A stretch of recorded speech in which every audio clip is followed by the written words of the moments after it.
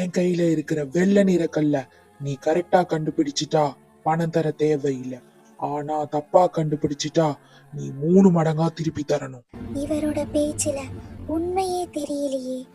தாத்தா வேற போட்டியில தோத்துட்டா ரொம்ப கஷ்டப்படுவாரு. நம்ம எப்படியாச்சும் இந்த போட்டியில ஜெயிக்கணும்.